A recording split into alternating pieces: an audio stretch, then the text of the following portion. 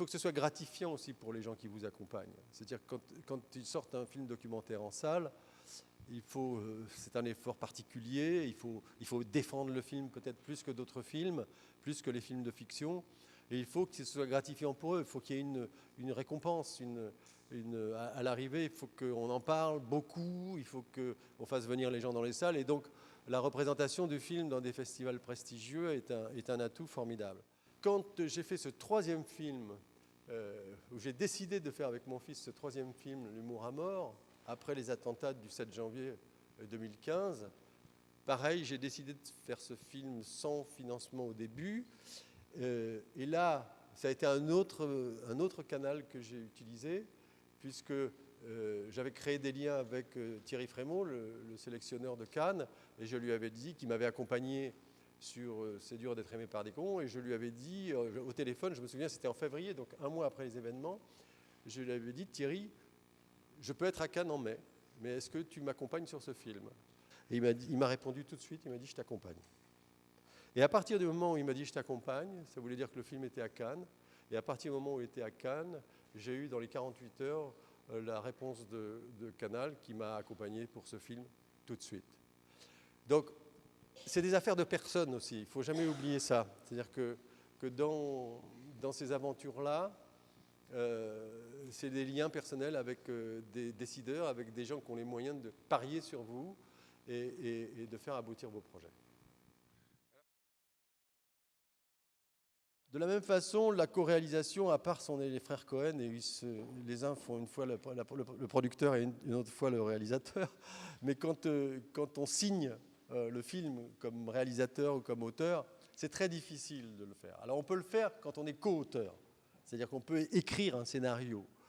Ensemble, on peut se passer les trucs, on a le temps de biffer, de ne pas être d'accord, d'être meilleur dans certaines séquences, de rajouter des dialogues, d'en enlever d'autres, de rajouter des séquences, d'en retrancher d'autres. Tout ça, c'est possible parce que ça se fait autour d'une feuille de papier. Quand vous êtes sur le set, quand vous êtes sur le lieu de tournage et que vous avez à gérer une équipe comme réalisateur, vous êtes un chef de guerre sur un plateau. C'est une chose très compliquée. C'est-à-dire qu'il faut décider de où je mets la caméra. Et c'est une activité qui est à la fois collective, mais c'est aussi une activité assez solitaire. C'est-à-dire que vous ne pouvez pas commencer en co-réalisation, si vous voulez, à discuter avec votre co-réalisateur pour vous dire, bon, mais comment ça va quand... ça va quand on étudie ou quand on apprend. Mais quand on est sur un set de tournage, les techniciens, ils attendent de vous des ordres précis. Voilà. Donc, c'est pas un chemin semé de fleurs d'être co-réalisateur. Et moi, j'ai toujours été sensible. J'avais de très, très grands caméramans. Il y avait de très, très grands caméramans, si vous voulez, dans les années, à la fin des années 80, au début des années 90, des gens qui étaient carrément des chefs opérateurs de cinéma, d'ailleurs, qui tournaient avec Schoendorfer ou qui ont tourné avec les plus grands, et qui, en même temps, tournaient avec des reporters. Moi, j'ai tourné avec des très grands chefs opérateurs, des gens qui étaient capables, justement, si vous voulez, à la fois d'avoir une sorte de maîtrise de la lumière et en même temps du mouvement et du cadre exceptionnel, c'est-à-dire d'être capable d'aller très très vite pour pouvoir avoir le bon cadre, dans la bonne lumière. Je me souviens d'un film que j'ai fait par exemple sur la deuxième vie de Klaus Barbie en Amérique latine, où j'étais sur les traces de Barbie et on était dans des atmosphères un peu de prison, etc. Où il y avait juste...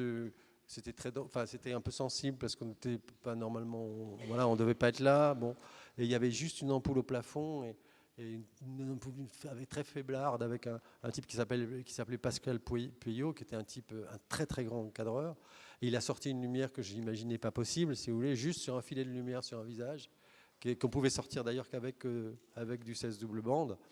Voilà, et c'était une mise en scène qu'il avait trouvée tout de suite avec un axe de caméra parfait, enfin une grâce quoi, du moment. Alors qu'au cinéma, c'est l'inverse. C'est-à-dire qu'un chef, avant que le réalisateur dise moteur, parfois il faut 1h30 de mise en place, si vous voulez, pour le truc. C'est un autre métier. Mais on n'est pas, si vous voulez, c'est un autre métier, c'est pas le même. On peut pas avoir tout. Dans le cinéma, c'est préécrit, il y a des dialogues, il y a un scénario. il y a des découpages, il y a des chefs d'écho, enfin, il y a une reconstitution du réel, si vous voulez, bon, qui nécessite ce genre de truc.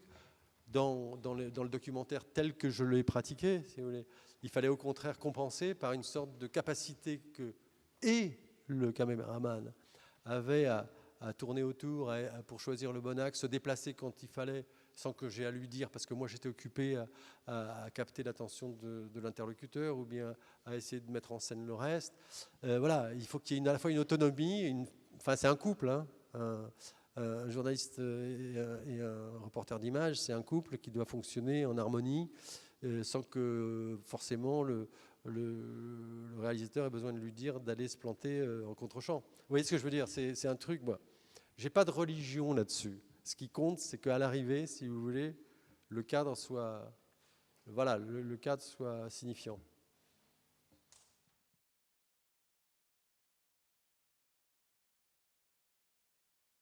On a tous une part de subjectivité quand on fait quelque chose. Tout le temps, même quand on dit qu'on est objectif ou qu'on veut l'être. Ce que je crois, c'est qu'en revanche, il faut assumer ça, qu'on a un point de vue plutôt que de la subjectivité. On a un point de vue sur quelque chose. Et en revanche, par rapport à ce point de vue, d'abord, il ne faut pas le cacher. Il faut que les gens sachent d'où vous parlez. Et c'est très important. Mais en revanche, il faut que ce soit un point de vue honnête intellectuellement. Pour moi, ce mot-là est très important. C'est-à-dire qu'il ne faut pas tricher avec ça. C'est-à-dire qu'on a le droit d'exprimer et de faire... Enfin, on a le droit d'assumer ce qu'on pense, parce que finalement, tout le monde pense. Tout le monde a un point de vue. Quand on fait ces métiers-là, vous n'allez pas me dire que vous n'avez pas un point de vue sur le monde, un regard sur le monde. Donc, il faut qu'on sache que vous l'ayez. Mais qu'en revanche, sur ce point de vue-là, vous ne fassiez aucun compromis avec vos propres convictions. J'ai dit, je crois, mon premier mot... Tout à l'heure, j'ai dit qu'il fallait être capable de plaider contre soi-même. C'est une réalité décisive dans ce métier. C'est qu'on a le droit d'avoir des points de vue, mais il faut être constamment dans la position où on remet en cause ce qu'on pense et qu'on cherche, si vous voulez, tout ce qui déséquilibre vos certitudes, tout le temps. Et c'est ça la création. Finalement, la création, c'est ça. C'est pas d'asséner une vérité préétablie. La création, c'est de tâtonner dans une voie vers la vérité, dans les métiers qu'on fait, si vous voulez, et de faire des ajustements permanents. Moi, je ne pense pas aujourd'hui ce que je pensais il y a 30 ans. Je ne pense pas aujourd'hui même ce que je pensais il y a 15 ans. Et aujourd'hui, vous pourriez me mettre en contradiction avec ce que je disais ou ce que j'écrivais il y a 40 ans. Voilà. Mais la question, c'est comment on bouge par rapport à ça. Je pense que avant d'avoir l'honnêteté vis-à-vis des autres, c'est l'honnêteté vis-à-vis de soi-même qu'il faut avoir, à mon sens. Parce qu'après, on peut faire le reste plus facilement. Et l'objectivité, j'y crois pas.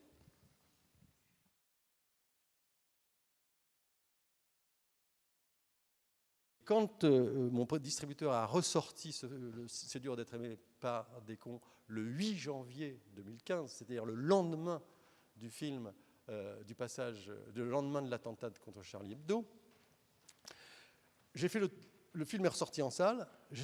J'avais les gens dans les salles qui voyaient le film et qui étaient des salles remplies où les gens faisaient la queue, etc. Et où les gens me disaient mais c'est incroyable, votre film il est sorti en 2007, mais on l'a pas vu au moment où il est sorti. Et là on le voit, c'est incroyable qu'on soit passé à côté de ça. C'est le parcours accompli qui me permet aujourd'hui de dire ça. Et donc d'essayer de vous faire comprendre ce qu'il y a d'important à suivre son chemin. C'est très difficile à le faire. C'est très très difficile à le faire parce que voilà, c'est le parcours d'une vie et c'est pas le parcours qu'on peut servir en kit comme ça à des étudiants leur disant ben voilà, moi j'ai fait ça et ben faites pareil. Non, c'est pas comme ça. Et puis chacun trouvera son chemin aussi de sa façon. Ce que je veux dire simplement, c'est que moi j'ai pas de recette à vous donner sinon la mienne.